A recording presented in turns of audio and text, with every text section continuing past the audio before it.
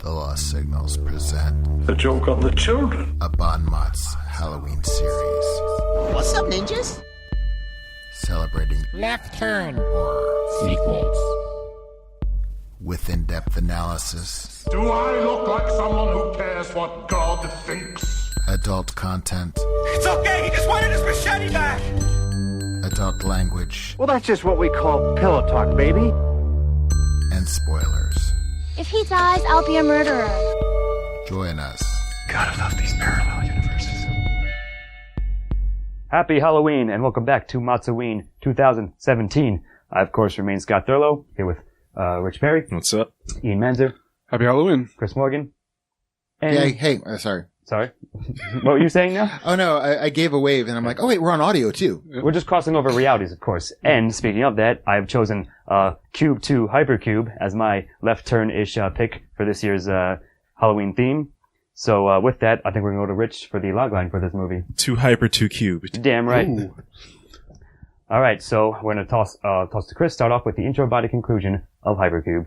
All right. Well, if you've seen Cube, which I recommend you do, it begins with a bunch of strangers in a cube, except it's all white and things, and it's a tesseract, and there's time displacement, and people do things and different things. Things happen in the Hypercube. Things happen in the Hypercube. Yeah. What happens in the hypercube stays in the hypercube. Literally. I mean, really, I think we're going to discuss this later, but they openly say in the description where the laws of physics have no rules, Yes. and also the laws of plot have no rules. And as that goes, so does the plot. Exactly. So I would just say there's a lot of stuff and then it ends. No, I mean, I know we're being dismissive, but the Sure. thing is, the more we talk about it, we're going to fill in these blanks, but there was nothing. I guess what I'm saying is it kind of negates itself in a lot of ways. Kind of, in a sense. Yeah, I see what you mean. But basically, all you had to basically do is wait for a certain time, and the tesseract would collapse in on itself, and yada yada yada, and it was a government conspiracy, and Kate gets shot. No, it was the private weapons manufacturer, Well, yeah, we'll say. Doesn't actually matter. it's still who cares? It's the same thing. Goody. Very much like the Tesseract itself, the plot collapses in on itself as the movie progresses. Perhaps they meant that as a meta No, they didn't. commentary. There's no way they put that much thought Yes, into I this. do not I was think going to that say, is true either. it is definitely not that clever. I appreciate your... I was trying to keep it thematically, but I don't think that's the case for sure.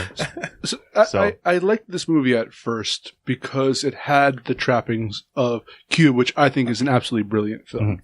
And you can't escape comparisons with the original because this movie doesn't... Even the movie itself doesn't escape them. Yes. And it sets up the same archetypes.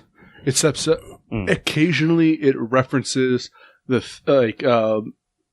purpose of the original film. But it all just seems very shallow the way it's handled. It's kind of muddled as well, I think I'll say it as a description. Yes. But, like, it's like someone watched Cube, took an introduction to quantum mechanics. Quantum chaos, Yeah, Yep. quantum chaos. as the film itself likes to say, yes. A class at the same time, and like, we can combine the two to make an interesting film. And He was probably writing this movie while he was supposed to be paying attention in class. Yeah. yes. So, yeah, like, the science isn't quite right. The plot doesn't quite make sense. That's what bothers me so much, because they start off trying to make the science right. Like, it has a lot of potential, but Yeah. it clearly, like, falls flat pretty fast, I would say. It's like they started explaining it, they're like, oh, the audience already checked out. Let's just wrap this up. Sure. Like, the initial Cube had traps in it, so this one has to have traps in it, even though the traps... Have no rules and are random as hell. Yes. Sure. So, it's going over explaining how the logic of this movie worked would be putting more effort in than I think the screenwriter movie itself did. So I'm going to give it a 1 out of 3 for the intro body conclusion, and especially I said, like, I was interested at the first, and I was intrigued enough to go along with the ride, but the plot starts collapsing. There's unnecessary twists that they just like to add tension. It's very frustrating eventually. Yeah. What they should have done was gone with the time as the fourth dimension thing, and have it make a cyclical movie, and then at the end when she jumped in, have the movie start over again. Like, yeah, exactly. In other words, stop trying to put so many things in, stick with the one thing, and then you have to do things like make it interesting, character development. You know, basically, like the first Cube, you had the traps, but ultimately it was them that were each other's enemy. I mean, and that's like what any good story is. You whatever it is, whether it's a zombie apocalypse or, or a tesseract, what have you. Or a tesseract, or, 5 characters in search of an exit. Really, the ultimate has to be is, how these people handle it. And I just didn't think these people, I think like halfway through they got themselves confused and they just like wrote themselves a way out. I was thinking about this long and hard. I agree with Ian. I'm giving it a 1. Okay. I think I was partially interested in the beginning and partially interested in the end. And, it's kind of like a quarter, half quarter for each. Right. So. What do you think, Rich? I'm giving it a 1. The only thing that really interested me with this movie was the body. Okay. I'm probably going to wind up with a 2. So my quick thing is, yes, we can't help but compare it to the original Cube, which we did review, so we can dig back and watch a review of that. And yes, I think the original is better. And even this Hypercube itself, like, can't not comment on some points here and there about that. But I think I'm probably going to wind up giving it a 2, definitely not a 3. I think, as you guys said, I agree about the intro part, but I think the body sustained itself for me enough. The conclusion probably has the weakest part, taking points off a lot of them from there. But I think the intro and body combined are enough for a 2 for me. But I certainly agree, but I certainly will say that, yeah, I remember liking this movie a lot more than I liked it upon this watch through. So, but still, I think it holds up just enough for me to give it a 2 out of 3. Because you're watching under scrutiny. Sure. Why the first Cube? The first Cube is one of those movies where, even though I know what happens, I kind of relive it with the characters because it is such a small movie. And like at the beginning, when they're explaining who they are, they show them in the outside world. They they kind of superimpose images over, and that took away from it. For me, the first Cube was really claustrophobic. The only inkling you ever saw of what was outside was at the very ending. And then, the one guy walks out into, into white light. Yeah. So you never, in a sense, in this movie right away, it immediately lost me as soon as they started doing that. I'm like, you broke the fourth wall. There is literally, and not just the fourth dimension. No fourth. This is a 2-dimensional script in a 4-dimensional movie. In a 4-dimensional movie. All right, fair enough. Well, all right, that's for intro conclusion, and it's going to be on to Ian now with themes. Well, we actually talked a little bit about what I wanted to go into already. Yeah, good. But so I feel that this movie looked at Cube, knew how it did certain things, what it did, but didn't know why it chose to make those moves. And so it had the elements of the Cube, which I think was, since it's the sequel, of course they had to have it. It's the trademark aspects. Then they add the science fiction side to it, with a heavy emphasis on the fiction. And the problem is certain things when watching what they're proclaiming to be how a fourth dimension would work. All right, so there's a suspension of disbelief. There's a lot of jumps you have to make logically to buy into that this the movie asks you to attempt. Yeah, and occasionally there are certain things. Will I believe that there's a tesseract that people are trapped into? Sure. Fine. Will I buy into that there's a fourth dimension and that different cubes will do different time things? Sure, that it makes sense within the movie. In what they're establishing. But they start not following their own rules at points. And I think it anything it set out to do, plot wise, whether you're dealing with science fiction aspects, whether you're dealing with creating a cube movie, it spread itself too thin, and nothing worked 100% to the point when I noticed when it was breaking its own rules. And that brought me out of the film. So I think thematically, it didn't do anything that it wanted to. I pretty much agree with that. I guess I'll just rephrase it as such that it tried to do too many things, therefore none of which were particularly well done.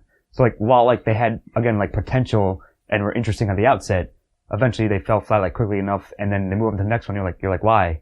And why did you even attempt to try to do this one? Could have stuck with the other one that was better if you put more effort into it. So I think I pretty much agree. Like, for instance, probably an example for that, they start introducing the fact that parallel universes exist within the cube, and that you can meet other versions of yourself and other people. Yeah. And it's really interesting, but it only is like the latter 2/3 of the film. And it's sort of just dropped in there, like, yeah. Sometimes literally. But they didn't do anything with it. It also, it became an excuse for, like with the sex scene. What would be cool? Let's do this. And it doesn't matter because we already like lost our way anyway. It's like they had these ideas and decided to sacrifice coherency for, hey, let's just make a cool scene. I would have loved it if they had introduced the parallel universe concept in the beginning and to have like maybe the main would eventually become the main character get killed off in the first few seconds of the movie. Everybody freaking out until they run into a room where they're still there, and this is the first time they've run into anybody. Yep, I like that too. And then work on the psychological aspects of that. I'm gonna bring up another movie, Primer, which is a great film about time. And here's the thing: it's very concise. It's dealing with one topic and exploring it. And Cube is dealing with a philosophical aspect, very small, very tight. Yes. This, again, had so many ideas to its own detriment. It's all over the place. So I agree. A big zero for big ideas. Yeah, sounds like zeros for all of us there. Mm-hmm. But yeah, I mean, I pretty much agree with everything you said. It's just disappointing that there was so much untapped, potential there that they wasn't handled correctly. And in fact, it's funny because we were all discussing just before the cast that we could have written it like so much better. We were making improvements upon it. So, But yeah, so it looks like theme's getting a 0, and it's going to be on to you, Rich, for antagonist. Tesseracts. Eyes on? Tesseracts? The military industrial complex again, I guess. Yeah. I'll go with that. I don't want to consider Simon an antagonist at all. Because I wasn't gonna either. Because was it the cop from the first one? Like you see his Quentin, yeah, Quentin. Like you see his journey from false protagonist to the antagonist of the movie. Simon starts off the movie an anti-hero. Like he has, you could tell he's the kind of guy that will do whatever it takes to survive. Yeah. So all of his decisions that he makes are perfectly within character. That anyways, yeah. Like he never actually becomes antagonizing until maybe at the end after he's not really gone crazy. He's just exploiting the nature of the cube. Yeah, he's become one with the cube. Yeah. Sort of. He actually becomes incredibly fatalistic at that point, and he views in a way like that none of the rules necessarily apply to him anymore of morality, of ethics, of anything. And he also doesn't see any of them as real people anymore. They're shadows. Yeah, that's true. Or food. Yeah, or both. Yeah. I mean, it's interesting. Like, I wasn't sure. I was pretty much wavering on this one because, yeah, I definitely wasn't going to ever think of Simon as the antagonist of the film, like, at all. And if not that, then again, like, science gone awry, I guess, science misused for nefarious purposes, like, I don't know.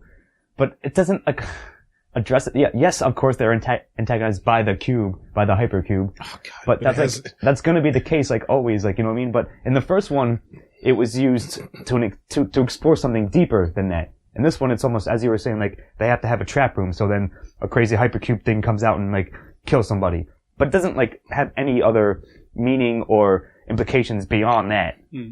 So, like, maybe that's kind of still also themes, but also then just means randomness is your antagonist, sort of. But even, like, in the original cube, you had something that was created in the cube, but they never address what it is. They never even give a hint. They just speculate. And it's done for the thematics. There's no purpose behind just a government bureaucracy creating this for some reason. It kind of diminishes the power of what Cube was trying to say. Question. I agree. I might as well start here because this is gonna affect all the characters. Okay. But, in the original Cube, no pun intended, all the characters had dimension. Okay, you had the caretaker, you had the nurse, but she was also a conspiracy theorist. Yep. You had the law, who was, order and so forth, but he also had a lot of anger issues. You had the corporate, I mean, everybody had a different side to them. Yes. So one side, you would one side would show up at first. You understand this is the caretaker. This is the, escape artist, like with Ren. Like you would theorize the first person who gets killed in the teaser may have been like a priest or somebody that would have been the morality. Every one of those characters had a purpose and had a dual nature to their purpose. I didn't get what one of these characters' purpose was. I mean, like, even when you were like saying about, okay, what's his name? The private eye start off as an anti-hero and probably a cannibal, and I don't really care. And you've got, and it totally distracted me that one guy was named Jerry because he was like his little lackey, and it reminded me of that one guy from Seinfeld who used to always, Jerry, hi, isn't this great soup? Bannon or whatever. Bannon, yeah. I mean, I didn't really understand why anybody was in this movie. Actually, here's the thing is, when you look at the purpose, in Cube, it was all, again, puzzle pieces or explorations of different thematic elements or how characters would react to the situation. Here, it's actually puzzle pieces to the greater Izan. How they're connected. That's exactly what I was going to say, right? And I never cared about why the cube exists. I don't need that answered. I'm interested in how people handle themselves under desperation. That's why I think Simon's the best character in this, because he is the one who is not the best acted, but it's certainly like the most character development. Yeah, exactly. I agree with that. So yeah, it's the thing that, as I sort of said, the fact that in the original Cube is saying that, I like the joke. Yes, dimensions. In this one, we are who we are on the surface, and also our secondary like thing is how we're connected to it. But who gives a fuck? Like that's the thing. Like again, that could be interesting, but it doesn't matter actually plot wise or character wise, really. It knows how it was done, but doesn't know why it was done. Yes, exactly. And that could have been interesting, but they didn't. But it wasn't. My friend and I were talking the other day, and the thing is, even if you don't put it on the screen, you have to know why something happens. But you can't be too far inside your head that somebody doesn't pull out, like, say, that you don't have. I mean, it looked like 3 people wrote this film. So one of them had the 3 people did. There were 3 screenwriting credits, I believe. Wow. So really what happens is you come up with the story, you come up with the backstory, and you act as a check on each other. It's just like, how much do we need to tease? What's important about this, and what part of the backstory don't we need to know?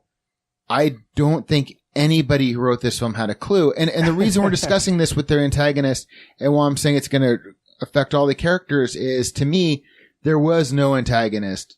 There was no protagonist. And to me, this is my spoiler for it. They're all secondary characters, to be quite honest with you. Kind of. Well, I mean, I like that argument. I do see what you mean. But does that mean we're all giving 0 to antagonists?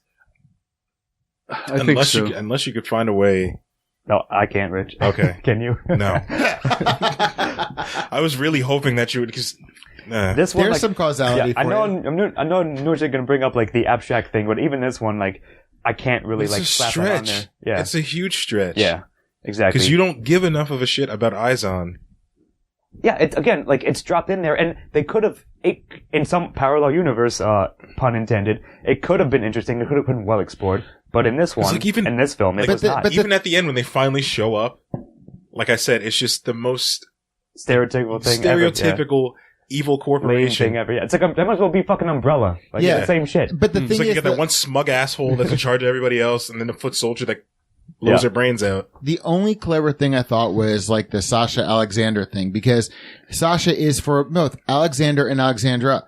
But everything else about the Iron and all this stuff, hold on a second, it's connected to Iron, whatever the hell it is. I don't care.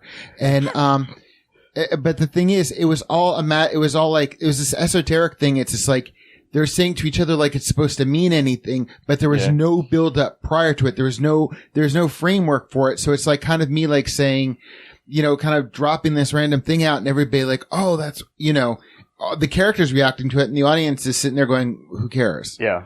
Did you like the Sasha Alexandra aspect for the kind of clever wordplay of it all? Or did you like it because you thought it was a good twist? Because I thought it was a completely unnecessary, pointless twist. No. All right. A little column A, a little column B. I thought it was clever that's like Sasha Alexander because, you could or could not know about it. I knew a couple of Sashas, and both male and female, that were Alex and Alexandras. So like I knew that, but the thing was, the dialogue wasn't good enough. So they established the hacker being Alex something or other. It was like, like they had mentioned him once or twice, but like everything, like when it came to this, corporation seemed kind of, I don't know, it just seemed underdeveloped. It wasn't fleshed out enough. Exactly. So when you came to this clever word twist, I thought it was a great twist because to me it was the only twist, and I was grasping at straws for this point for anything clever besides the visuals in this film, to be quite honest. But I feel like it wasn't enough of a payoff. Like that, for that to have been a good twist, you would have had to like at least sow some area, like some doubt as to who she was portraying herself as this entire movie, or make it have a point. Because this person who I briefly heard about, who has no bearing on the plot I'm following. Like, well, she helped build the Hypercube. But okay, so what? Yeah, there was no lead up. But that's what I'm saying is this film is so bland that it's like, here's a piece of here's a bite that had some salt on it. Okay, yeah, exactly. What I'm saying is that could have been a good reveal. It wouldn't even have been a twist. It would have been a good reveal moment. A lot of things could have been good in this film. But that's actually my point. I think I know a good analogy. It's kind of like if there is a comedy that has a joke set up, this was the only joke that's set up in this movie. Does that make sense? Yeah, okay. I see what you're saying. Believe me, I'm not giving this thing credit for that one little thing. I get you. We're not giving credit on antagonist at all, it seems. But But like Simon eating people because he had run out of food, you would run out of anything to care for in this movie. So you're lashing onto this one twist. Yes. This is the only thing that matters now. But I was like, I can't believe they actually realized that. That's very clever of them. I guess. It's funny because it seems like the running theme for this review so far is that it could have been so much more if only X, Y, and Z was fleshed out or explored better or handled better. Yeah. So anyways. Hypercube, endless possibilities. Yeah. Remember we were talking about Dude, Where's My Car, where like as silly as the movie was, structurally every little thing had a setup and a payoff. Yeah. This is the antithesis of this. This was Hypercube, the antithesis of Dude, Where's My Car? It's the reverse. As the cube reverses, so does the scale of plot and jokes and relevance to reveals, if you will.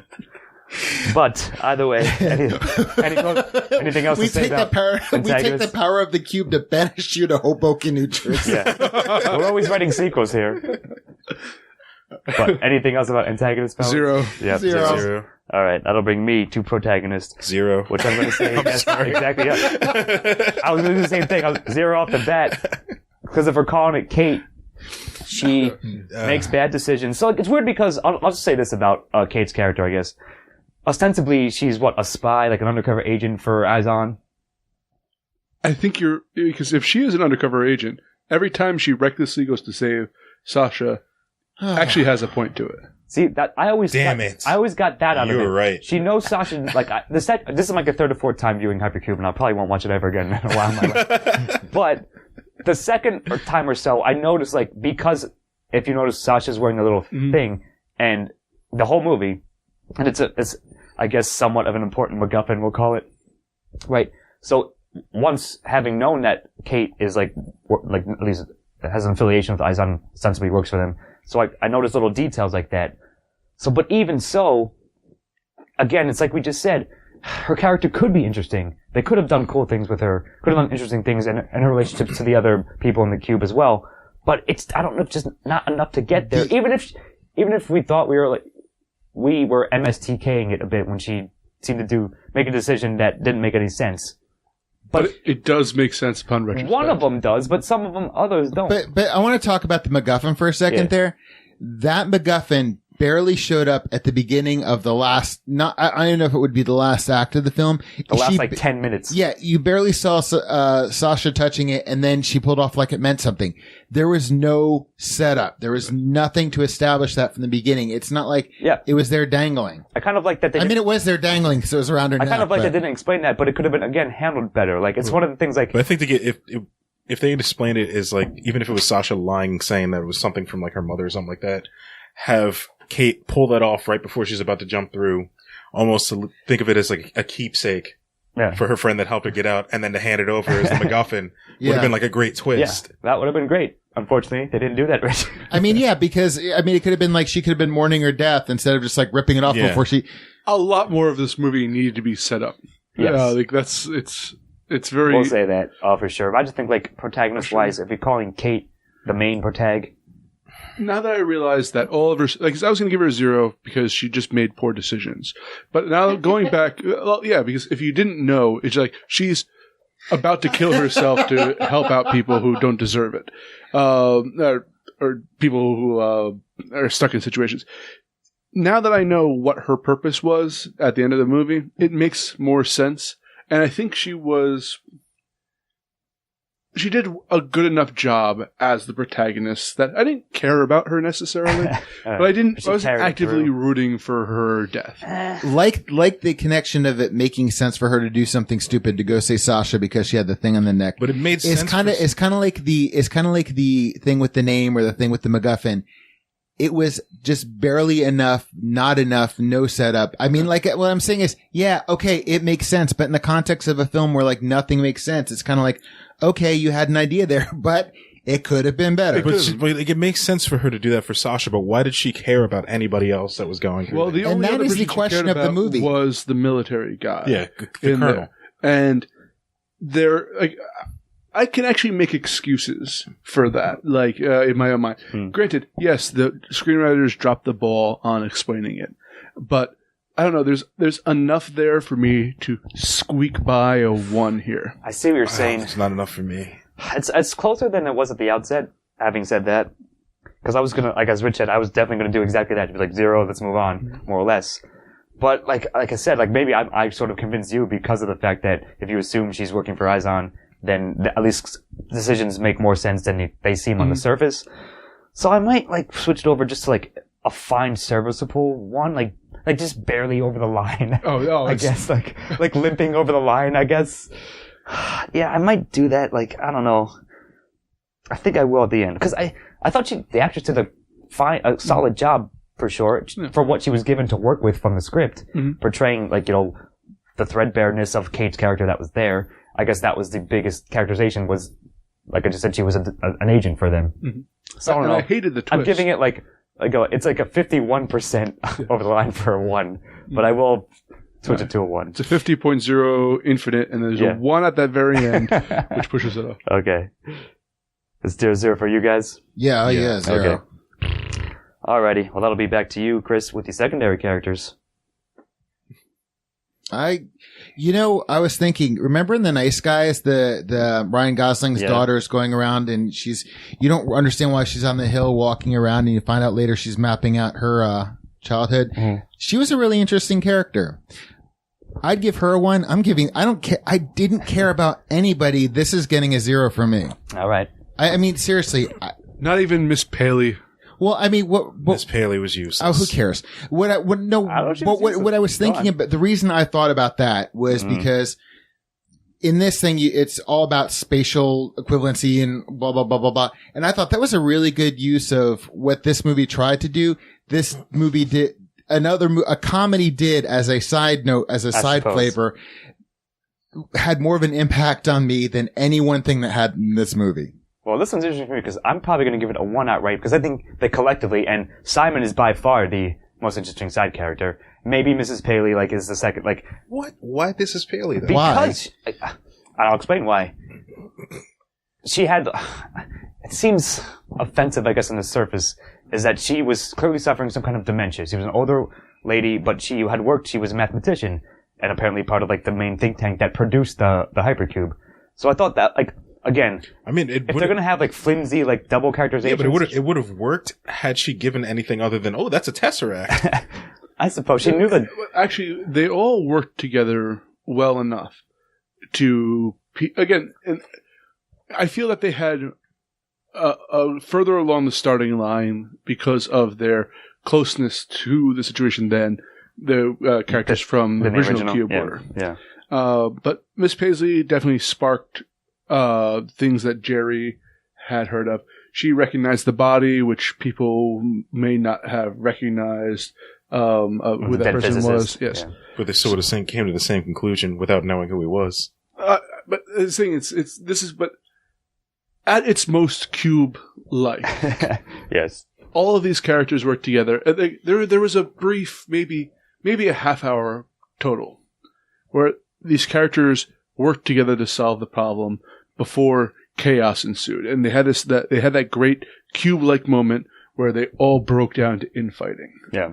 And basically some people succumbed, some people drove on. It had flashes in there. I think there are enough interesting characters like Jerry, or George Costanza, as I like to call him. Yes. You had Max and the Lady in Red in the most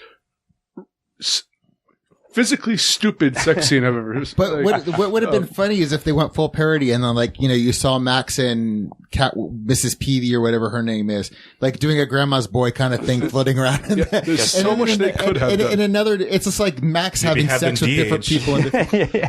I'm deducting a point for Sasha because I hate her twist thing. But again, Simon, him going absolutely feral was a pleasure to watch. Yeah. And I agree. He's not the best actor, but it was, I don't know, he brought joy. Watching him. I think I had a lot of fun with doing that role. Going on a scavenger hunt. Yeah. It was the best thing ever. So I'm going to give it a fairly strong, not strong, but like a fairly solid one. One. I mean, I'm doing the same, like I said, based on the strength of Simon, and everyone else sort of like collectively did a good enough job to also like give enough credit for me. I disagree. All right. I'll give Simon a 1. Okay. But that's I know, it. it's just like, nobody really had as clear of a characterization as the other characters in the previous movie. And like, we'll all agree with that, sure. And they went too far in using every single one of them for exposition. It got to a point where they were just passing off. I'll agree with that. Now it's your turn to explain. Yeah. I see what you mean for sure, but I don't know, like, again, the untapped potential of Simon, but even what was in the movie, I think still is enough for a 1 for me. And then everyone else sort of like he's like a 0.75 and everyone else collectively like makes up the last 0.25 to give it a 1, more or less, for doing math in Hypercube and writing it on the walls. But that's how I come down, so. Chris, what did you give it? Oh, I gave it a 0. 0. I didn't really Rich, care. you're going to 1 just for Simon, though? Alright. It's fine as well. Alright, well. I want that spin-off. Yeah, we'll write that too. The Adventures of Simon in Hypercubing. Coming soon. But it will bring us to dialogue, and that's going to be Yui. I don't know. I have a question mark in my notes. You just brought up a ton of exposition dumping. It is. Also, the science is very shady in this. Yep. Really? Or non-existent. You know what? I actually got past that because they had Simon explain most of the hard science, even though there were better qualified people within the room. Yeah. But he's just like, as he's doing it, he's like not even believing it himself. He's like, I don't know, I could be getting it wrong, but let's just go with it. Well, like with the 6 or 659, but just thinking about the first cube, all the numbers meant something. And then the closer you got to it, you realized that it wasn't the prime numbers. It wasn't this. It was, complex equations, whatever. All you ever got was the 60659. She always saw different iterations, but there was no reason for it. There was no causality for it. There was no rhyme or reason, if you will. True, you eventually saw as things were closing in on themselves, numbers would different show. No, that's I know not dialogue at all. Oh, I know, but you reminded me of something I wanted to mention before. I just found another way to rip up this movie, so sorry about that. Go on with dialogue. All right. Well, now that that's over. Sorry. The thing is, there are legitimately funny lines. Sometimes unintentionally. Sometimes intentionally. And the thing, like, I don't know if it's, like, I didn't hate any of the dialogue in this. I'll agree with that, yeah. And I think we were trying to find a quote to put towards the intro for this. For the series. And we actually kept stopping because we found a great line for the intro, and then we're like, no, we can't use that one. We're going to use that one. Oh, this is an even better line. Yeah, it's weird because... Well, here's my thoughts on dialogue, I guess. I think yes, the exposition dumping thing was there and is unavoidable, but was it the greatest use of exposition dumping? No. But was it the worst? Also, no. Was anything cringeworthy to me? Not really. Maybe 1 or 2 moments that maybe approach it, but overall, and yes, we were picking out quotes like a very specific, narrow, like, purpose, but I still think it overall, like, in general, was... It's not serviceable. Like it carried itself through enough. Me. It served a different purpose than the original Cube, which had a heavy tension and a heavy like atmospheric pressure to it. Yes. And this one was sillier. But the entire movie was like generally that, yeah. So I don't know. It's in a way I'm more forgiving towards the dialogue than I probably should be. Okay. Does that mean you're giving like a softish 1 though? Well, can anyone convince me otherwise? No, actually, I was going to say I'm the one who usually will go along and say as long as the dialogue's natural and works and flows, I don't need to remember like any specific line or anything. When we were deciding which quote we're going to use, and you've heard it if you've listened to the beginning of this, the only ones that we'd hear, the first one we decided we couldn't use, see you next Tuesday. Everything after that, I immediately forgot the line right after we said it. We decided, I see what you mean. Only the line that we decided that, again, you've heard if you listen to the introduction, that was basically one of the only lines that I remembered from the movie. I mean, the dialogue was so bland. I was struggling to pay attention and to follow what these people were saying because the dialogue completely lost me. So right. It's getting a big 0 from me. All right. What do you think, Rich?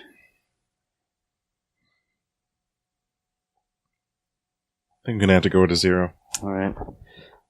So, E, what does that leave you at? You convinced? No, I'm not convinced.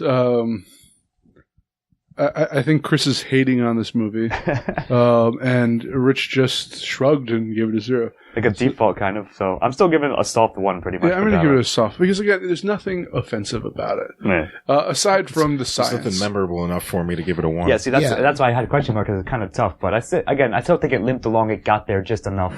And I like it. Like, again, it didn't like bring me out per se or again was cringeworthy. So, or stilted. So that's where I'll come down. Well, that'll bring style with you, Rich. another half shrug. I mean, it was good. Like the amount of things that should have been set up and could have been set up better. Like the whole 60659 thing.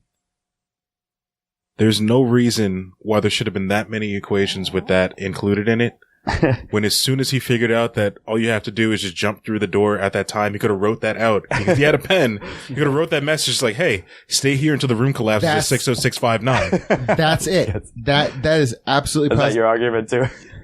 That's it, Rich. That's what you could have done. Or if you want to be really clever, have, because Alex apparently made this, I was going to say write it in Braille, but that wouldn't make sense. So it doesn't matter.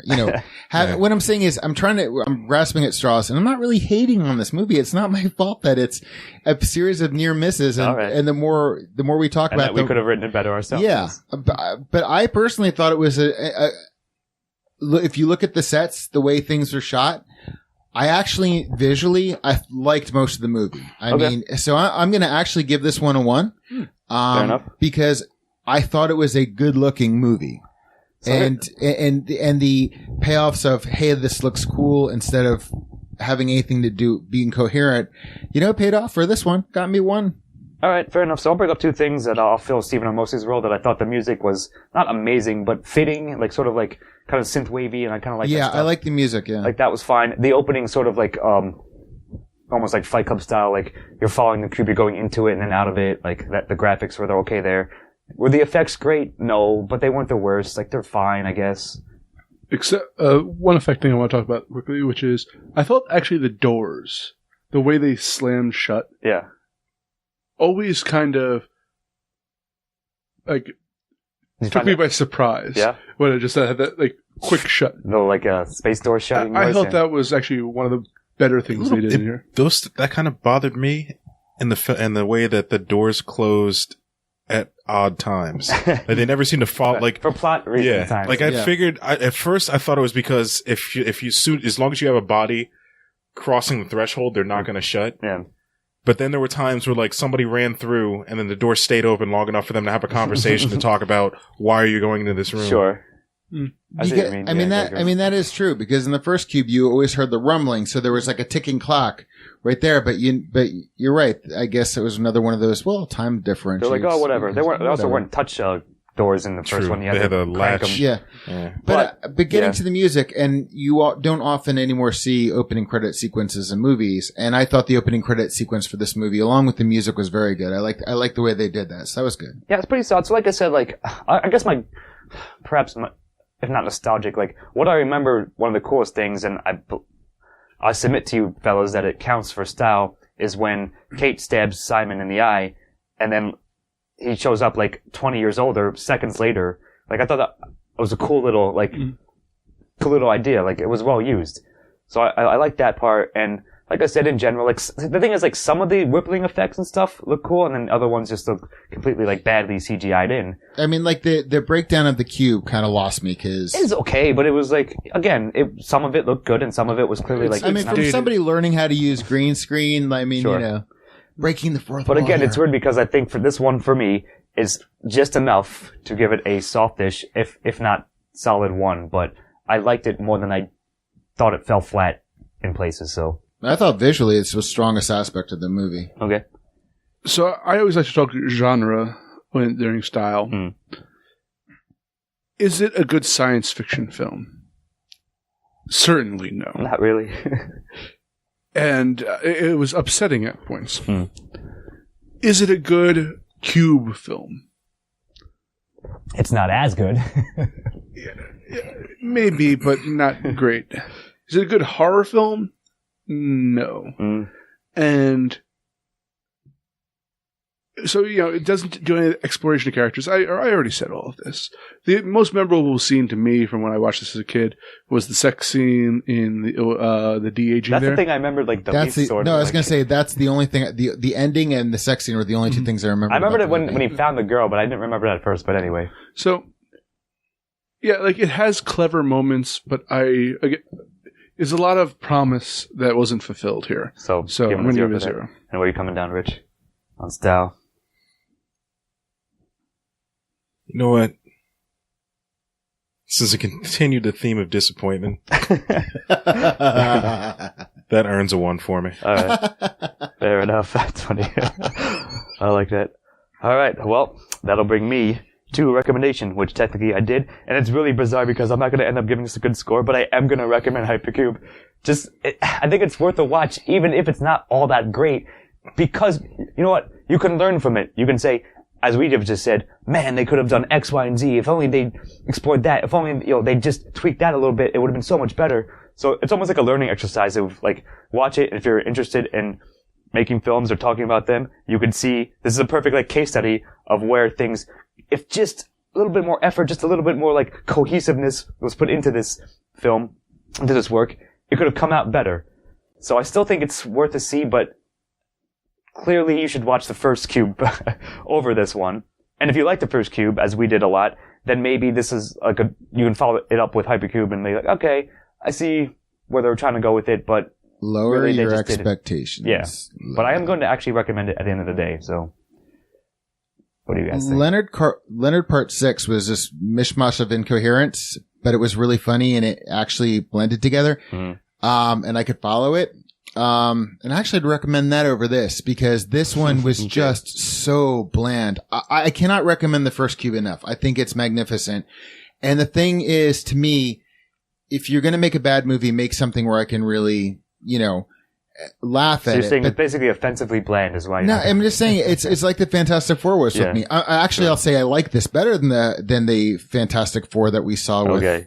Yep. But, to me, it was just, if I'm sitting there trying to pay attention to the movie, if I'm sitting there saying like, don't zone out, follow the movie, I cannot recommend it. Fair enough.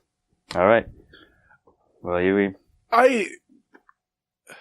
Enjoyment is perhaps not the right word. I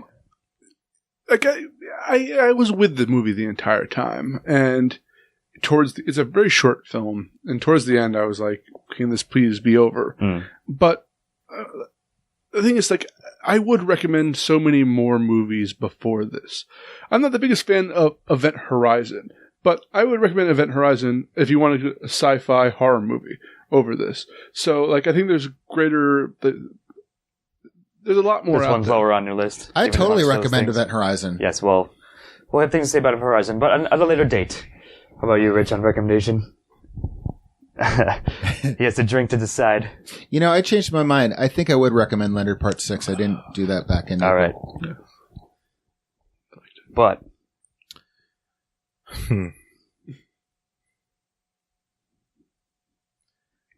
Maybe. I like it. Depends. All right. That was a perfect answer for this movie, I have to say. Depending on what you want out of this movie. Like, if you want to be entertained, you can find something better. But if you want something on in the room while you're, like, trying to pass time or, like, maybe looking for something to pick apart, like, with your friends, this might be a good movie for that.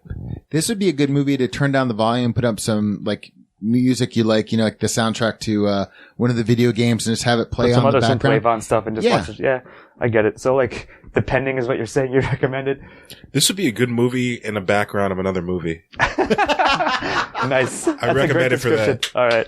That's awesome. So does that get a 1 or a 0? Is it an official 1? That's an official 1. Nice. All right. Alrighty then. All right. Well, I think the final scores are in, and then you might have to do some math for me. But it looks like I gave it a 7. Rich and Ian gave it a 5 for somewhat slightly different reasons, and Chris gave it a Cube 2 gets a 2 from Chris, which gives us a total of. Rich and I gave it a 4 as a piece. Did I miscalculate? Sorry. 60659. Yeah, so 2447, which is 4.25. 4.25. Oh, man, I blew it. I blew it because I could have said, like, do I recommend it? I should have said Cube 0, which actually would have been the. Yes. Well, I don't recommend sequel Cube hook. 0 either. Yeah. I don't. Neither do I. I don't think we're ever going to get the Cube 0. Watch it even, like, you know, if you get through Cube and Hypercube, maybe Cube 0, but don't worry about it. We're actually going to write Cube, right? Sure. Yeah. Q to the 4th. Oh, yes. That is one thing. Ooh, it's not going to change my score, but I will have to say I was always disappointed, even when I first saw this, that they, when they made a third cube, they didn't use the cube cubed as the part of the title. But anyway, so it looks like a 4.25 is the aggregate here. So it's a little bit underwhelming, under average, but it's still, like, not the worst. It's just there. And it's because of the untapped potential, really, is, like, the biggest sin of this film. And I think that's the biggest, that is, if anything irritates me, that is it. Sure. Because I did not want to end this movie talking about what could have been. Yeah. And that's literally all we've been talking about. Unfortunately, that's pretty much what we've been doing. So I'll take that for what it was. Man, this is like a DCEU movie. Kind of. We'll have to see, was it worth it if they ever remaster Hypercube with director's commentary. I could say no, but just watch the alternate ending where it just ends right when she jumps through. Yeah. Well, anyway, this has been MOTS-O-Ween 2017. We have just discussed Cube 2 Hypercube. I've been here with Chris Morgan. Good night. Jane Manzer. Oh, in an alternate universe, we gave this a 10. Sure. And Rich Perry. In an alternate universe, I would have cared about this film. And I'm Scott Diller, reminding you to think before you tesseract. Good night. Editing and engineering by Christopher Morgan. Music by Christopher Morgan. Check us out on YouTube and iTunes for the shows, and on Facebook and Twitter for updates.